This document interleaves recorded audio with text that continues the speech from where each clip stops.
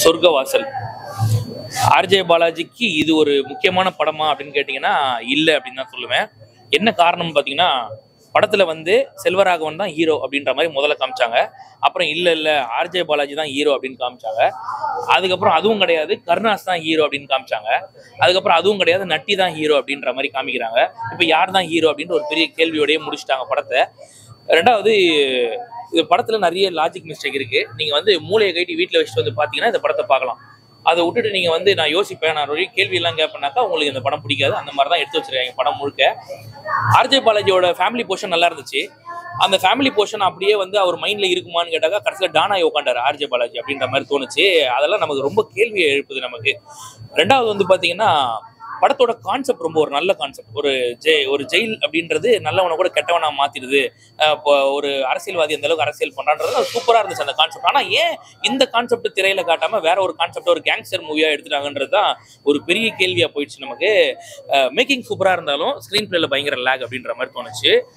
பார்க்க ஒரு ஆவரேஜான ஒரு படம், ஃபேமிலியோடையும் பார்க்க முடியாது. பயங்கர வயலன்ஸு. ஃப்ரெண்ட்ஸோட பார்க்குற வேணா பார்க்கலாம். இந்த மழையில் நினைச்சு வந்து பார்க்கணுமான்றதை யோசிச்சுட்டு முடிவு பண்ணுங்க.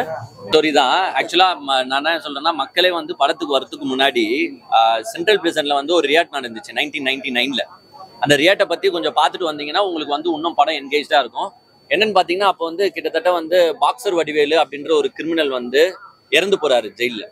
அதனாலதான் அந்த ரியாட்டே ஃபார்ம் ஆகும். கிட்டத்தட்ட 11 பேர் வந்து அப்ப இறந்து போனாங்க, இன்க்ளூடிங் 2 போலீஸ் ஆஃபீஸர்ஸ், எஸ்பி உட்பட இறந்து போனாங்க. ஸோ மிகப்பெரிய ரியாட் அது. அதை வந்து உண்மை சம்பவத்தை எடுக்கிற மாதிரி அப்படியே உள்ள என்ன நடந்துச்சுன்னு எடுக்க முடியாது. ஸோ அது கூட கொஞ்சம் கமர்ஷியல் எலிமெண்ட்ஸ் ஆட் பண்ணி ஸ்கிரீன் பிளேவா போட்டு அதோட மையக்கதை தான் இது. அங்க வந்து பாக்ஸர் வடிவேலு இறந்து போறாருன்னா இங்க யார் இறந்து போறாருன்னு பாத்தீங்கன்னா செல்வராகவன் தான் ஒரு மெயின் அக்யூஸ்டா காட்டுறாங்க, கிரிமினலா காட்டுறாங்க. பட் இதுல மிகப்பெரிய பிரச்சனை என்ன பண்ணிட்டாங்கன்னா, அப்போ அந்த ரியாட் ஏன் ஃபார்ம் ஆச்சுன்னா, பாக்ஸர் வடிவேலுன்றவர் வந்து பெரிய கிரிமினல். ஸோ வந்து அந்த ரியாட் ஃபார்ம் ஆச்சு. இங்க செல்வராகவன் கேரக்டர் அதுல மேப் ஆகுதான்னு பார்த்தா சிங்க் ஆகல நம்மளுக்கு. ஏன்னா செல்வராகவனை அவ்வளோ பெரிய கிரிமினல்னு காட்டுற பேக்ரவுண்டையும் நம்மளுக்கு காட்டல. ஸோ ஒரு என்கேஜ் ஆகி பார்க்க முடியல. பட் செல்வராகவன் அந்த உடல் அமைப்புல இருக்காரா, ஒரு மிகப்பெரிய கிரிமினல் ரேஞ்சில் இருக்காரானா அதுவும் சரியா ஒட்டாதனால ஃபர்ஸ்ட் ஆஃப் ஃபுல்லா நம்மளுக்கு லேகா போகுது. இன்னொன்னு என்னன்னா, ஆர்ஜே பாலாஜி வந்து சிங்க் ஆகல. நம்மளுக்கு ஃபன்னி கேரக்டராகவே அவர் பண்ணிட்டனால இதுல வந்து ஏத்துக்க முடியல. பட் செகண்ட் ஹாஃப்க்கு மேல நிறைய ட்விஸ்ட் அண்ட் டர்ன்ஸை போட்டு சூப்பராகவே எடுத்திருக்காங்க.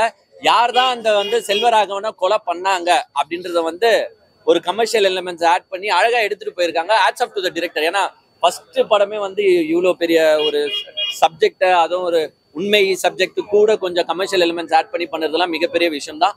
Hats off to the director. அதுவும் நம்ம ஆட்கள் உங்களுக்கு நல்லாவே தெரியும், அட்லீஸ்ட் உள்ள ஒரு 3 பாட்டு 4 பாட்டு போட்டு 2 டான்ஸ் இருந்தாதான் நம்ம ஆளுங்க பாப்பானுங்க. இங்க வந்து பாத்தீங்கன்னா உங்களுக்கு பாட்டே இல்லாம படத்தை எடுத்திருக்காங்க. 2 hour மிகப்பெரிய விஷயம், பாராட்ட வேண்டிய விஷயம். Hats off to the entertainer. நல்லா இருக்கும். வடசென்னை தான் அது எல்லாருமே ஒத்துக்குதான். நான் ஒன்றும் வித்தியாசமா பண்றேன்லாம் இவங்க பண்ணல. வடசென்னை எப்படி இருந்துச்சோ அதே மாதிரி தான் இருக்கு படம். அந்த சினிமாட்டோகிராஃபியோட வே பாத்தீங்கன்னா அதே மாதிரி தான் இருக்கு. தனுஷை ரீப்ளேஸ் பண்ணி இங்க வந்து ஆர்ஜே பாலாஜியை போட்ட மாதிரி இருக்கு. மற்றபடி ஒன்றும் பெரிய விஷயம் இல்லை. கதை நல்லா இருக்கு. படம் ரொம்ப நல்லா இருந்தது, ரொம்ப விறுவிறுப்பா இருந்தது. எனக்கு அதுதான் ரொம்ப பிடிச்சிருந்தது. எந்த இடத்துலயுமே நம்ம ரொம்ப என்னடா இது அப்படிங்கிற அளவுக்கு யோசிக்காம அடுத்தடுத்துன்னு ரொம்ப செட்டில்டா கொண்டுட்டு போன விதம் ரொம்ப இருந்தது. ஒரு செட்டில்டுல விறுவிறுப்பு இருக்கும்ல, அதை கொண்டுட்டு வர்றது ரொம்ப கஷ்டம். அந்த ஒரு விஷயத்த கொண்டுட்டு வந்தது சூப்பரா இருந்தது. ஆர்ஜே பாலாஜியோட சைலண்ட் ஆக்டிங் சூப்பரா இருந்தது. சைலண்டா ஆக்ட் பண்ணியே கொண்டுட்டாண்டா அப்படிங்கிற மாதிரி இருந்தது. அந்த அளவுக்கு சூப்பரா இருந்தது. செல்வராகவன் சாரோட ஆக்டிங்க்கும் கொலை மாசுனே சொல்லலாம். அந்த அளவுக்கு ஆக்டிங் பின்னி பெடல் எடுக்காரு. அவர் ஆக்டரா டைரக்டரா என்னன்னே தெரியல. அந்த அளவுக்கு சூப்பரா இருந்தது அந்த ஆக்டிங்ல. சின்ன டான்ஸ்லாம் ஆடி இருந்தாரு ஒரு 2 செகண்ட். அந்த 2 செகண்ட் கூட நான் கூட யோசித்தேன், ஐயோ தனுஷ்க்கு இவர் தான் டான்ஸ் சொல்லி கொடுத்துருப்பாரு அப்படிங்கிற அளவுக்கு. அந்த அளவுக்கு நல்லா அழகா இருந்தது. ஒரு கேங்ஸ்டர் கூறிய லைட் அந்த டான்ஸுமே சூப்பரா இருந்த மாதிரி இருந்தது. சாங் இந்த இல்ல இந்த படத்துல சாங் வச்சாதாங்க போர் அடிச்சிருக்கும். உண்மையிலே படத்துல எந்த இடத்துலயுமே சாங் தேவையில்லை. தேவையில்லாத இடத்துல சாங் வைக்கணும்னு நினைக்கிறது, தேவையில்லாத இடத்துல சவுண்ட் போடணும்னு நினைக்கிறத தாண்டி இந்த படம் ரொம்ப செட்டில்டா கொண்டு போயிருந்த. அந்த இடத்துல சாங்கே தேவையில்லை. ஒரு ஜெயிலுக்குள்ள ஃபுல்லா வந்துட்டு கொலை அந்த ஒரு இதுல விறுவிறுப்பா போயிட்டு இருக்கும் போதே சாங் வச்சு டூயட்டாங்க ஆட முடியும் சொல்லுங்க. ஸோ எனக்கு சாங்கே தேவையில்லைன்னா தோணுச்சு. சாங் எல்லாமே ரொம்ப நீட்டா கொண்டுட்டு போயிருந்தாங்க. அவர் தான் ப்ரோ ரொம்ப அப்பாவி நினைச்சேன், பயவுள்ள அப்படின்னு சொல்ற அளவுக்கு இருந்தது. ஏன்னா நான் கடைசி வரைக்கும் அவர் தான் எல்லாருக்கும் ஹெல்ப் பண்ண போறாருன்னு நினைச்சிட்டு இருக்க டைம்ல ஒரு ட்விஸ்ட் ஒன்று வச்சிருந்தாங்க படத்துல. அடா பாவிகளா அப்படிங்கிற அளவுக்கு தோணுச்சு. ஸ்டோரி வந்து ரொம்ப ஹையும் இல்லை லோவும் இல்லை ப்ரோ. நார்மலாக அப்படியே ஒரு ஃப்ளோவில் போயிட்டு இருக்கு. ரொம்ப ஹையாக என்கரேஜ் பண்ணுற மாதிரி அது மாதிரி இல்லை, ஆவரேஜாக போகுது. பாட்டு ஒரு பாட்டு 2 பாட்டு தான், மற்றபடி ஃபுல்லாகவே பிஜிஎம் தான் ட்ராவல் ஆகுது. ஆர்ஜே பாலாஜியும் செல்வராகவன் ஆக்டிங் வேற லெவல். 2 பேருமே எமோஷன்ஸு, ஆர்ஜே பாலாஜி ஃபைட்டிங் எல்லாமே சூப்பராக இருந்துச்சு. அதுக்கப்புறமா மணின்னு ஒருத்தர் வர்றாரு, அவரும் செம்மையாக பண்ணார் படத்தில்.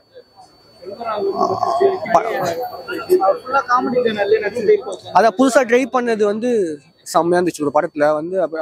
இது மாதிரி ஃபர்ஸ்ட் வாட்டி இந்த மாதிரி நான் நடிக்கிறாரு, நடித்தது நல்லா ஒர்க் அவுட் ஆயிருக்கு. ஆனால் ஸ்டோரி லைன் அவ்வளோ இல்லை, ஒரு 1 டைம் வாட்சபிள், ஒரு வாட்டி பார்க்கலாம்.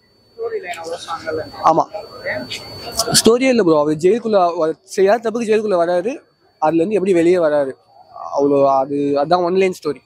மற்றபடி ஆனால் ஸ்டோரி ஆவரேஜாக ஃப்ளோவாக போயிட்டே இருக்கு, அவள் தான்.